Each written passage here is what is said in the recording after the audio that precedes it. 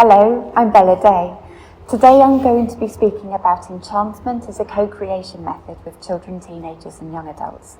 The idea has emerged from 20 years of my face-to-face practice in the field.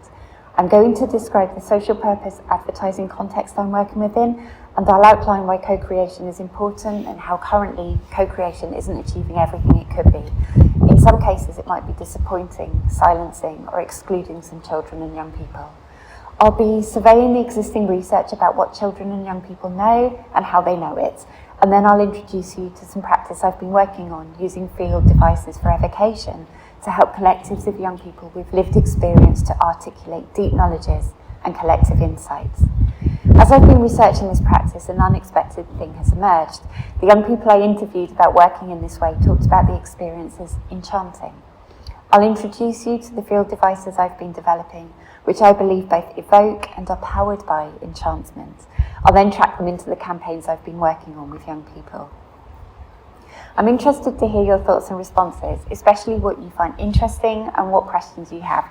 So thank you for being with me today, and please feel free to reach out for a chat by email or on my socials.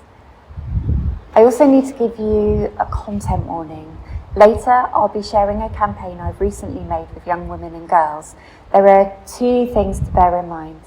Firstly, the 70-second campaign film is about image-based abuse, which is a form of sexual violence.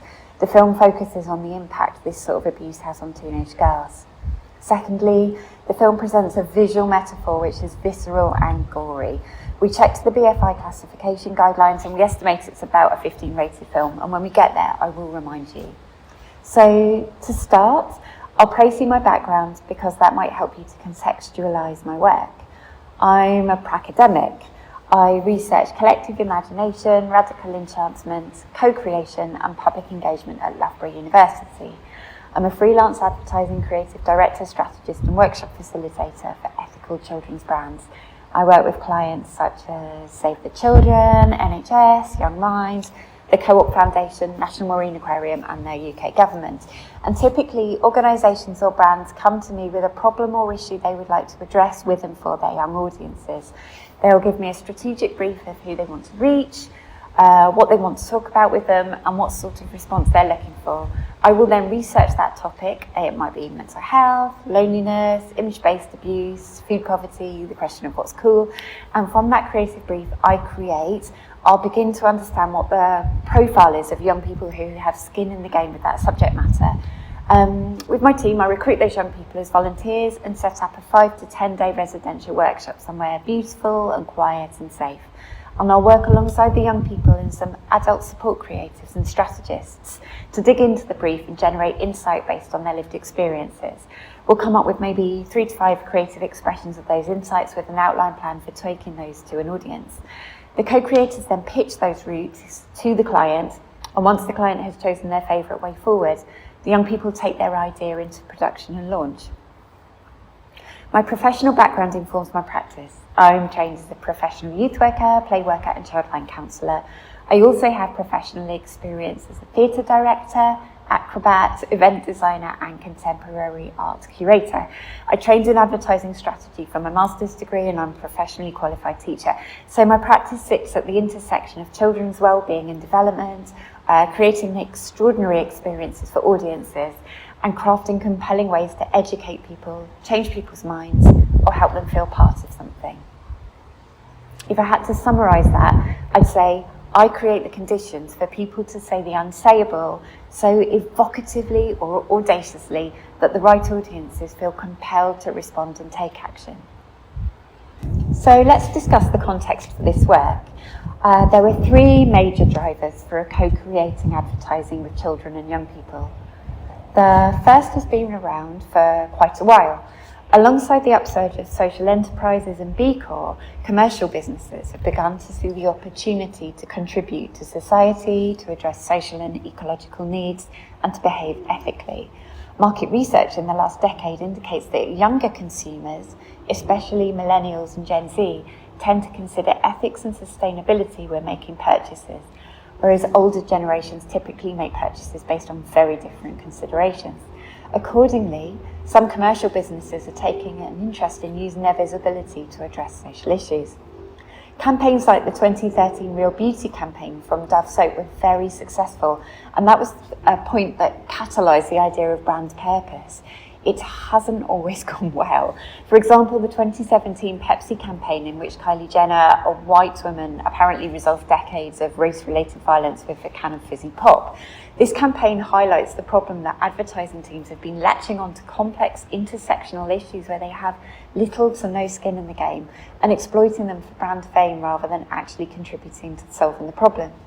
In particular, the 2017 Pepsi Jenner campaign, which was swiftly pulled, highlighted the problem that advertising teams tend to consist of quite privileged, able-bodied white people, and that lived experiences are incredibly different to vast swathes of the populations their campaigns reach and aim to serve.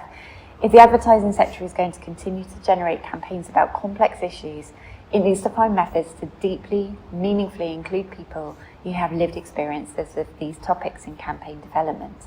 So let's hold that thought and think about public emergencies. The 2020 edition of the COVID pandemic created a need for public service communication and advertising which was clear, informative and targeted. There's no doubt that some of that messaging was highly flawed, but what I became interested in was the glaring absence of anything very much aimed at children and young people. This is in fact a global trend. Very few governments or NGOs responded with information for children and young people. Now, you might say, well, the campaigns were aimed at everyone. But the thing is, we know a lot about what platforms are best for reaching young people and what creative approaches are most suited to children and young people's engagement. And these weren't deployed. Research has shown that this omission was important in a few ways. Firstly, it endangered children and young people and their families because messaging was either bypassing kids or reaching them in very sporadic and confusing ways. And consequently, many young people didn't have the right information, they didn't understand how their behaviour could help to manage the virus, or they didn't believe the official messaging. And young people's social media timelines were filled with unofficial messaging, some of which was bad advice or misinformation. Now, secondly, research has shown that children and young people are a brilliant source of energy and talent and passion in addressing causes and crises, and we could have engaged them to everybody's benefit, but children were mainly ignored and their well-being suffered. Academics and health professionals have called for future social purpose campaigns to be co-created with children and young people, but there are very few published methods for how to actually do this. Finally, let's think about organisations specifically serving children and young people. There is a growing trend amongst children and young people's charities for young people to be much more involved in developing communications and finding non-exploitative ways to tell the story of what the charity does. A lot of this so far has either been based on consultation, which usually works by asking once and then adults going away and making the decisions.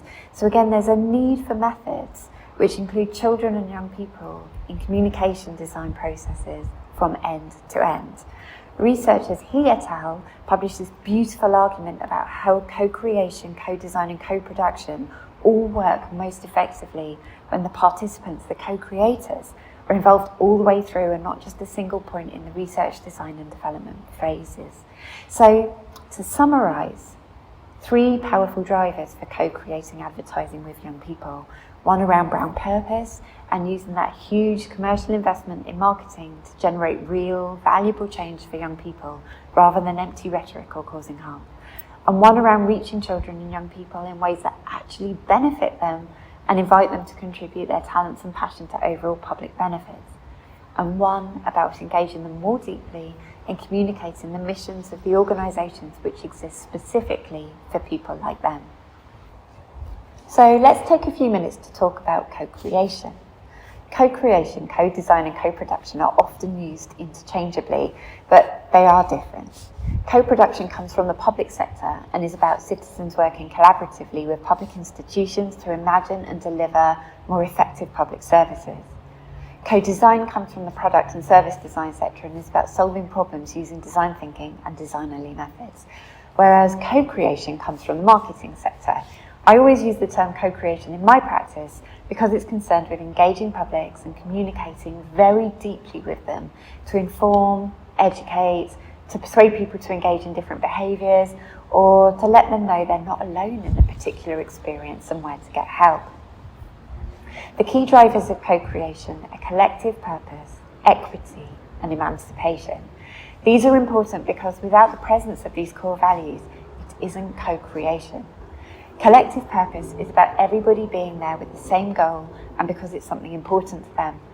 A lot of co-creation projects aren't effective because the participants have been cajoled or offered a great incentive or sort of feel obliged to take part. It's important to assemble a representative sample of people who have skin in the game, different backgrounds or types of stories, and care about working towards some sort of creative solution.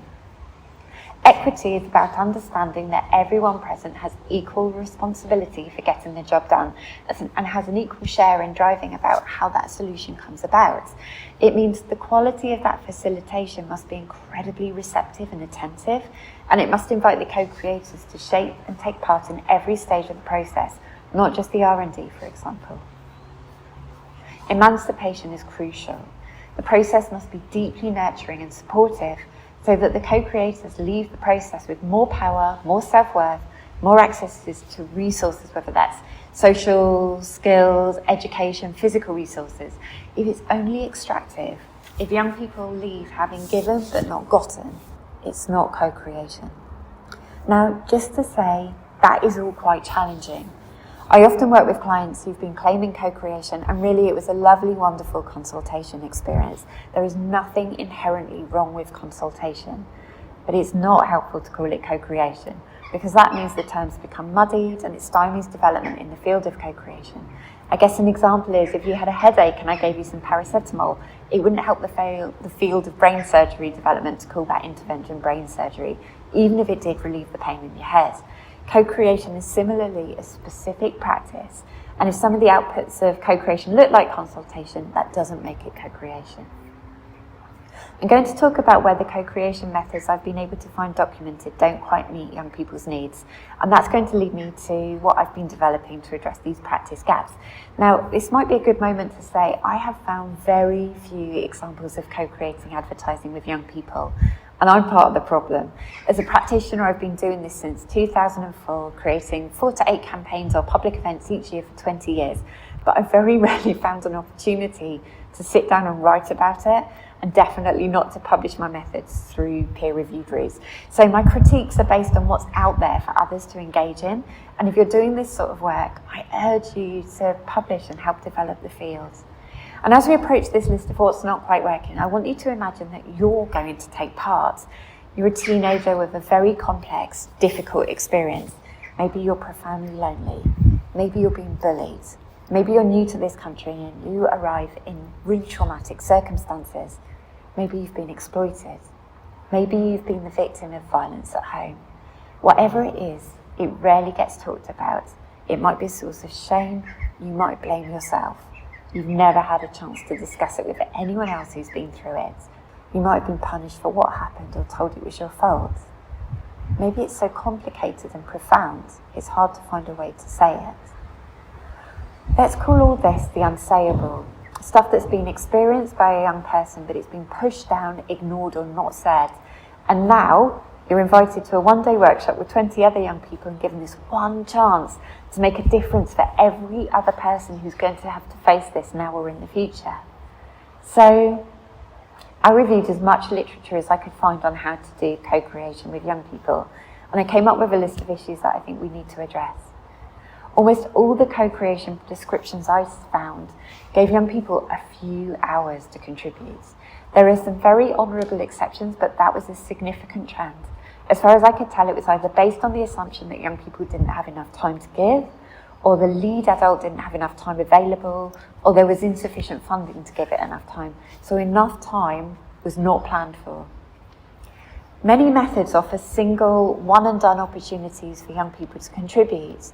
Co-creators therefore don't get an opportunity to develop their mastery or to generate deeply considered material that meaningfully contributes to final outputs. And some lovely work by Inden Coates, which I include in my references, argues that the most exciting breakthroughs are arrived at through social collective ways of knowing, but the methods I found rarely ask co-creators to collaborate, commentate, or build upon each other's ideas. Sometimes they worked in groups to decide or prioritise things, but they were rarely generative tasks. So much of the work on methods for co-creation relies on young people telling their stories or giving their opinions.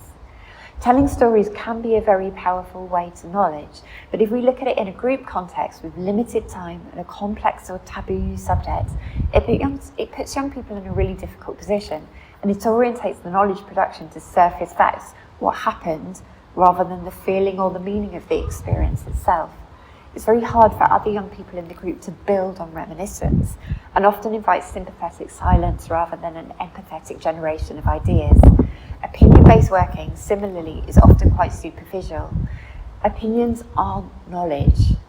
Stated preferences don't always reflect contextual reality. Consensual decision-making has a place, but only after the process of generating insight and collectively making sense together. Again, in a few hours or a whole day workshop, that's a big ask. And finally, lots of the methods I reviewed relied on young people being very articulate and able to say the thing they were thinking through words and text. Thinking through words is a very adult, scholarly way to make knowledge, but these ways of working miss out on young people's embodied, emotional, and imaginative cognitions. So let's summarise what we do know about young people's ways of knowing, and particularly embodied, emotional, and imaginative ways of knowing. In the olden days, body and mind were considered separate. In fact, our bodies are neurological and cognitive systems which generate knowledge, sometimes very profound knowledge, through bodily experience and bodily cues.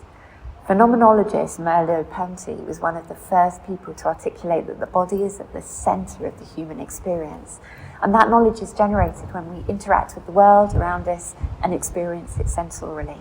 Perception is not something that happens in our minds after we sense something, but simultaneously with the sensory experience. And there are some very everyday examples of this, like when someone tells you something or you see something very important and the hairs on your arms stand on end. As an artist, I'm often alerted to how good an idea is when I have a physical reaction to it before I've even really thought about it. For children who interact with the world and make sense of it only through embodied play for the first year or so, most of their knowledge about the world and themselves comes through sensorial embodied knowledge. The unconscious, imagination and affect are interrelated paradigms of knowing. Children's imaginations are linked with an understanding of reality rather than in contrast with it. Children and young people think with and through imagination and magical thinking to concoct knowledge about what the world is and their own experiences of it. Knowledge is generated, sometimes intuited, at a non-conscious automatic level, manifest in pretend play, storytelling and imaginative experiences such as drawing, and are difficult for children to articulate in other ways such as spoken language. Theorists Lakoff and Johnson argue thinking occurs predominantly through metaphor. They argue that personal symbolic systems allow us to make sense of our internal and external worlds through proxies that stand in for complex, hard to articulate concepts and ideas. So what I've outlined here is that children make knowledge by sensorially experiencing the world, by playing with material and each other, and by engaging their emotions and their imaginations, and by using metaphors and symbolic systems to make sense of complex experiences. But when I reviewed for you how co-creation has been conducted with young people to date, very few of these ways of helping young people to know and to communicate what they know were in the method. So my question for some time now has been, how do we help young people co-create advertising by drawing on their lived experiences, embodied cognitions, and their emotional and imaginative ways of knowing? I created a suite of multimodal play-based tools which evoke the unsayable. They've been tested on co-creation projects with children and teenagers and young adults about 60 times over the last few years, and when I designed them, I thought they were mobilising young people's imaginations and embodied knowledges and helping them say their unsayable things.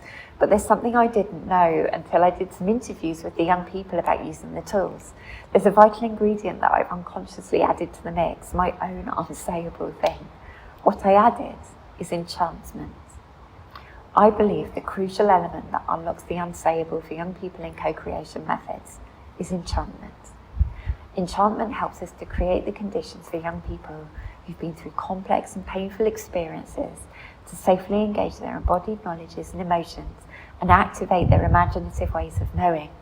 Enchantment creates a safe space within which young people can can collectively access their unconscious ways of knowing and say the unsayable. Enchantment creates the conditions for young people to see themselves differently and to have some mastery over experiences which may have been crushing them before. When I first started talking about enchantment as a method, my colleagues thought I was being typically whimsical. And yes, in a way, that's true. The logics of enchantment work differently to rational logics. Max Weber described mechanization and proceduralism as entirely oppositional to enchantment.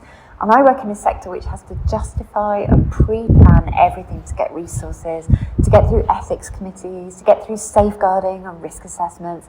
But when I've been talking about the methods for co-creation that have been used and have left young people feeling disappointed or only half engaged, those were rational methods, disenchanted methods. When I talk about enchantments, I'm using this wording quite a specific way. I'm not talking about Disney princesses or manufactured pretend kitsch or nature in all its majesty. I'm not talking about glamour or cuteness or amazingness. Enchantement from the Old French means to be immersed in a song.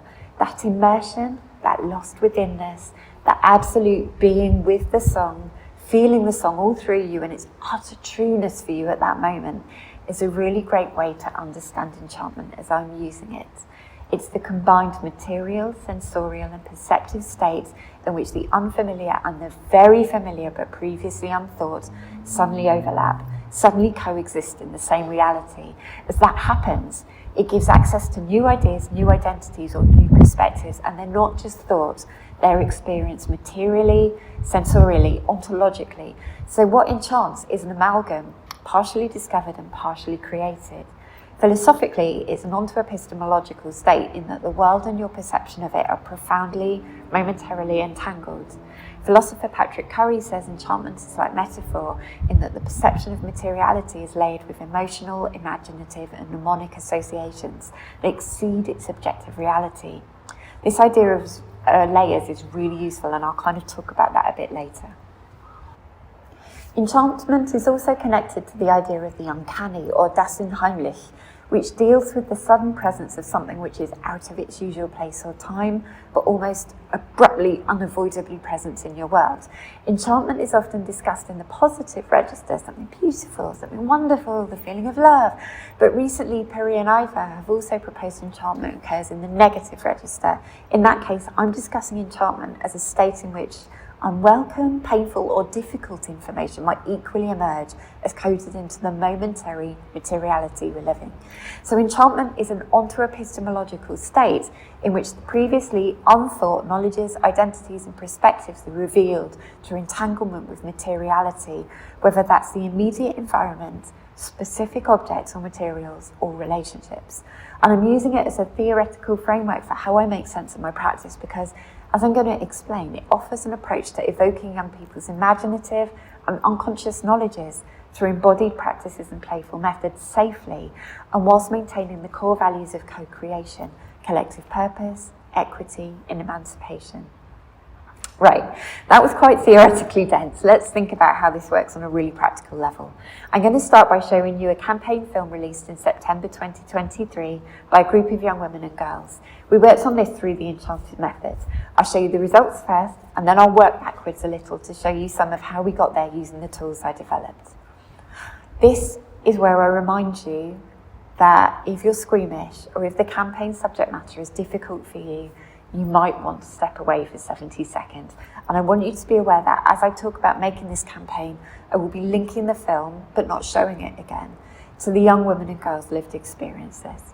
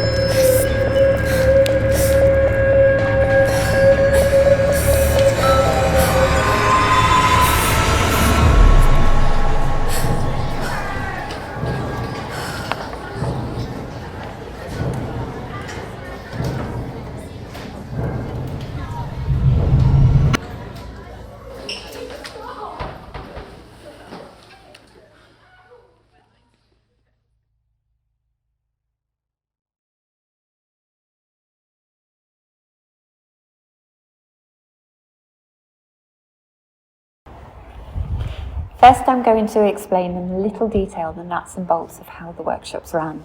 I'll then talk about the whole suite of devices and how they're structured. I'll mention some of the tools in detail and show you a worked example. And finally, I'll show you how enchantment shows up as the tools are used, but also how they simultaneously create the conditions for the enchantment to show up. And if that seems a bit non-procedural, I must remind you that enchantment logics work differently to rational logics. It works in layers. So quite often in the workshop, things aren't happening sequentially, but simultaneously in layers and layers of meaning. The workshop takes place over a week. 10 young people aged 12 to 22 attend. The young people apply to take part based on their lived experiences of image-based sexual abuse. All of the young people are fed and provided with all the creative materials, and their transport is arranged and paid for, but no incentive payments are offered. The workshops are residential, so activities take place in 2 to 4 hour blocks in the morning, again in the afternoon and sometimes in the evening. 3 adult creative practitioners aged 24, 26 and 55 years old assisted me. 2 of the 4 adults have lived experience either of this specific abuse or sexual violence, and at all times everyone, adults and young people, were equally involved in every activity. I take 10 tools of evocation with me into the studio. These are a suite of potential activities to engage young people's collective imaginations, embodied knowledges and emotions around the campaign theme. The devices are designed to safely evoke fragments of the co-creator's knowledges, emotions and symbols through multiple multimodal passes. Each device supports at least one of the 3 key requirements for the method to succeed. Firstly, the whole group sense of collective safety must be built through creative risk-taking. And secondly, the group must generate collective insight, which means knowledge acquired individually through lived experience, but collectively true for everyone in the co-creation group. And finally, the group must document, sort through, and refine the group's creative ideas into robust creative solutions to the client's brief. There is no set sequence for using these devices, but each cluster builds and supports the use of the subsequent cluster. So, for example, the promises and the safety cluster are introduced before inviting the group to engage with either the creatures, the precious things, or the badverts from the safety and insight cluster. At least one of the badverts, the precious things, or the creatures is offered before working with devices from the insight and refinement cluster, which are the museum, the experiences, musical dreaming, or the photo shoots. The Magic Eye device is only ever used as a final activity, and this is the synthesis process for making final collective decisions on what to pitch to the client.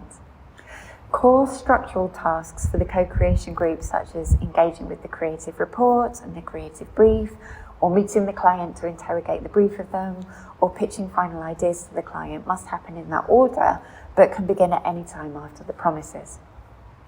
If you're interested in getting access to these 10 tools, please drop me a line and I'll add you to the mailing list for when they're published.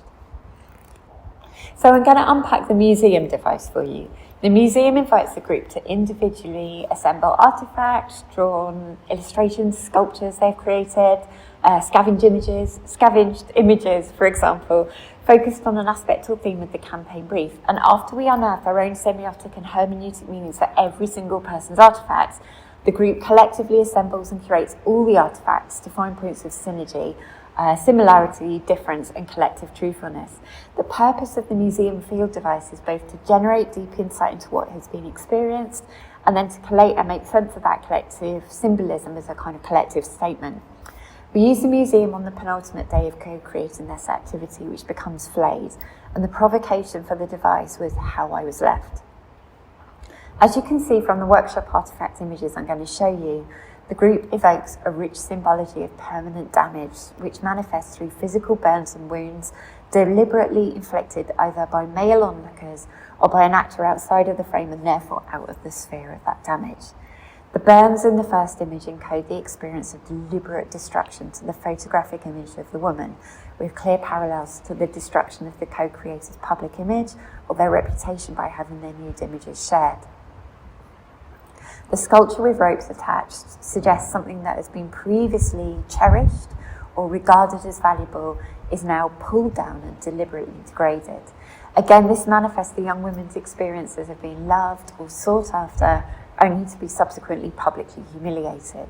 In the collective semiotic and hermeneutic notes accompanying their images, The co-creators notice that the arms are removed and the mouth is removed or covered, but the nose and the eyes remain.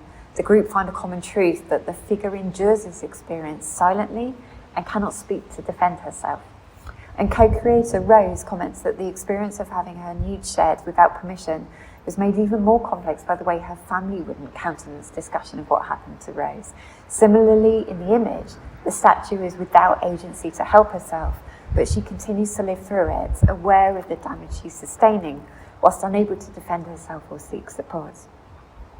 In the third image, the arrow wounds to the neck, knees and arms of the woman evoke the deliberate attack on a young woman's power and agency, but even after sustaining this damage, she retains an intention to defend herself.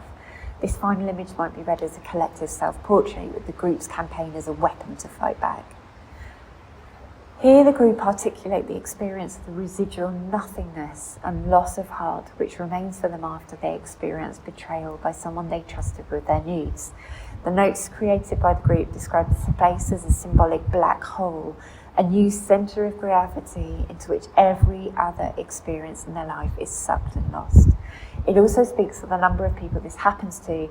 We see many human forms all experiencing the same loss and damage. Through this, the group share their collective realisation that this was not deserved or a consequence, but can happen to anyone at any time.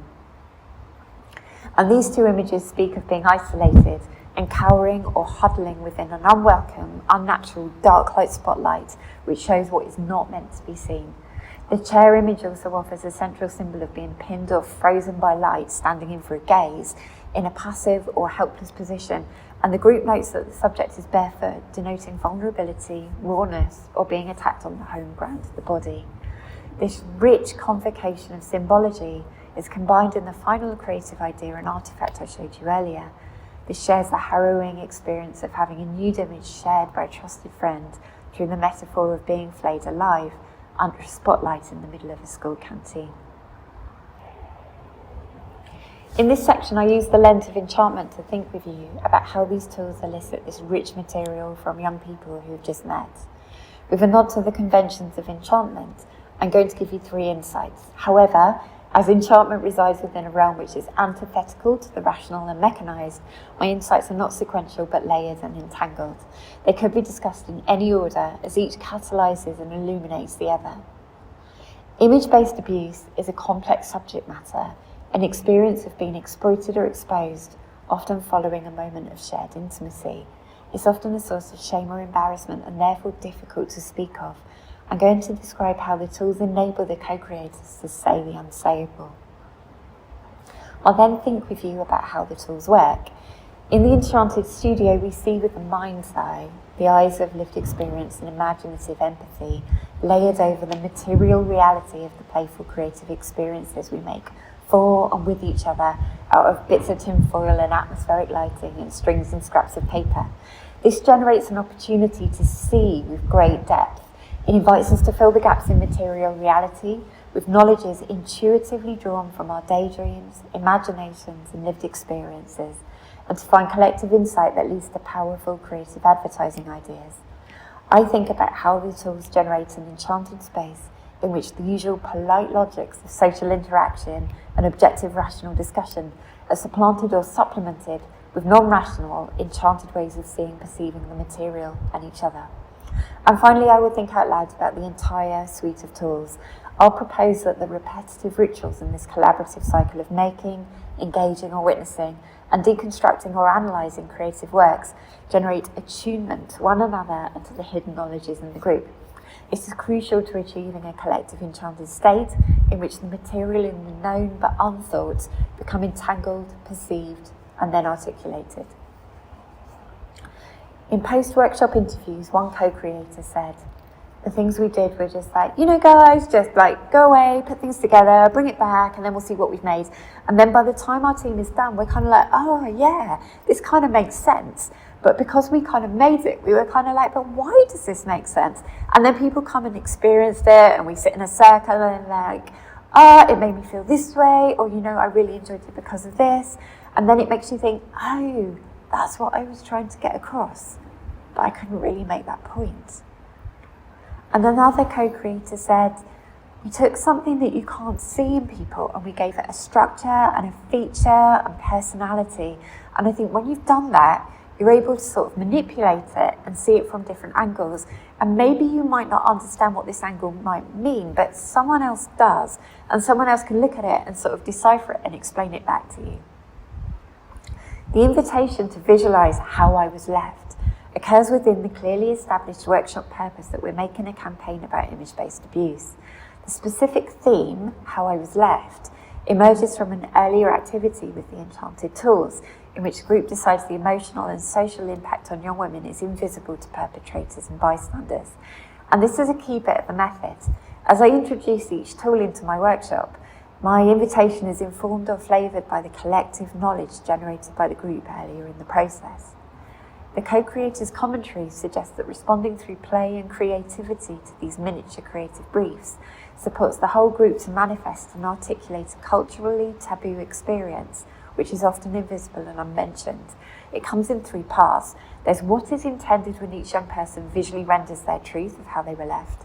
Secondly, there's what the group experiences somatically, emotionally, metaphorically, and mnemonically, containing both what is intended and what is unintended by its creator.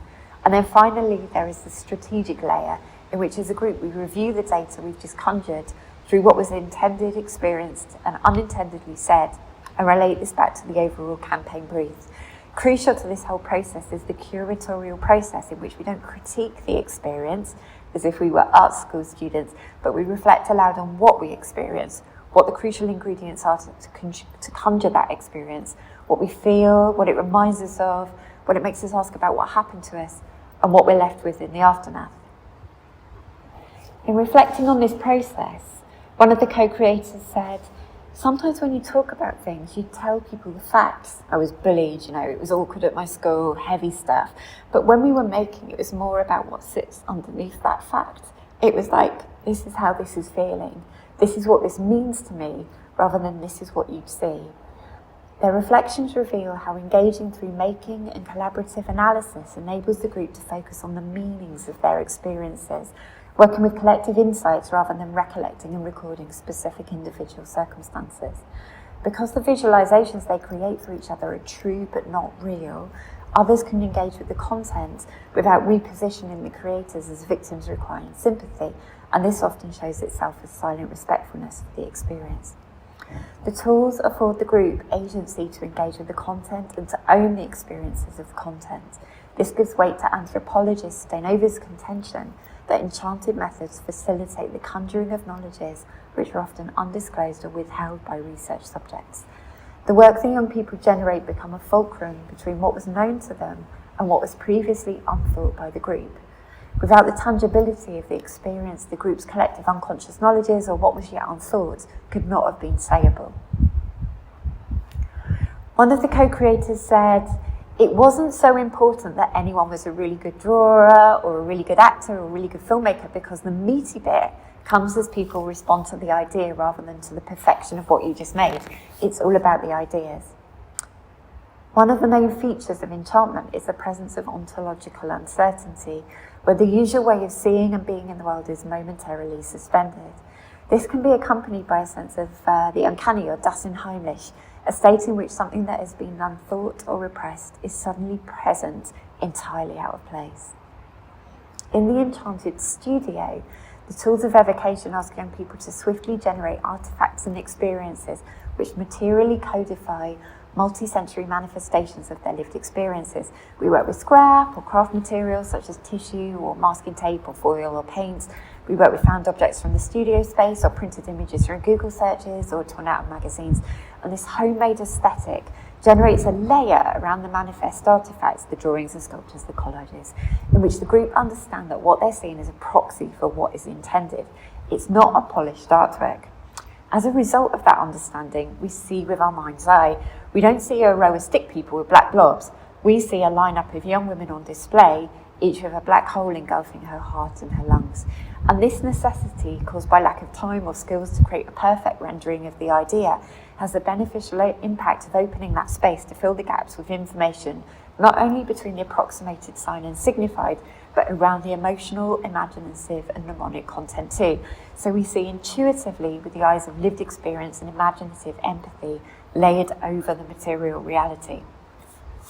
When I first discussed this with one of the co-creators, I liked it to the British saying, seeing with rose-tinted spectacles, in that we generously kind of play along and see the most beautiful, wise things about each other's work. And they told me I'm partially right, but they had another idea. They said, I don't think it's like we see something more than it is. I think we see behind the image, or like deeper into the image, because the actual execution could be horrific, but the idea behind it is what we're looking for. I don't think it's seeing something more beautiful than it is. I think it's seeing the true meaning behind something. This young person reveals that what we search for, the signs of meaning and significance in what is being presented, and then draw on our own lived experience and empathy to understand what that could be. A process of transfiguration and transmutation. It's like we're translating someone speaking another language that we only partially understand, but because they're describing a shared, familiar experience, we can make sense of the unfamiliar phrases by drawing on our own empathy, memories and embodied knowledges to fill the gaps. The field devices achieve this because they invite the group to work with material through embodied, projected and role-play modalities.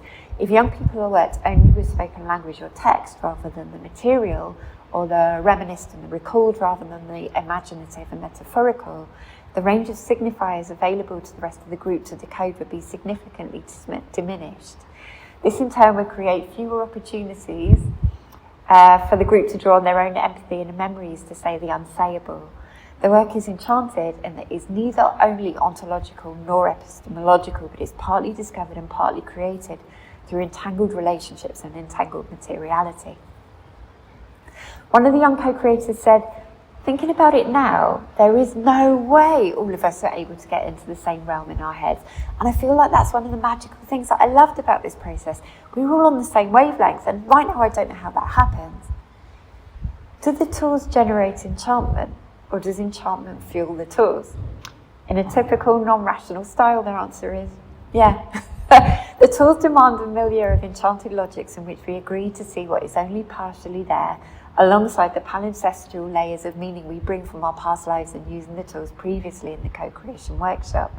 The tools also reinforce the enchanted milieu through repetition, building it as the dominant logic in the space. Rational logics are effectively forced into their own special area and they coexist alongside the enchanted logics. The conditions for enchantment are therefore created partially through collective attunement, which in turn is stimulated by the repetitive practice of sensory receptivity and play. As we use the tools, play together and practice making sense of what we're seeing, we become attuned to one another and to this new way of seeing. Co-creator River says it feels like a little bit like the film Inception, which is a fantastical film about inserting and removing hidden knowledges through people's dreams. And it's hard to say when and how exactly the previously unthought knowledge arrived in the group. It all becomes the group's collective thought. Piri and Ida contend this is symptomatic of enchantment. They say, as enchantment collapses, the delimited sense of place and time it takes with it all sense of self that have been distributed into it. Or, as River summarises, it's all a bit mindfucky.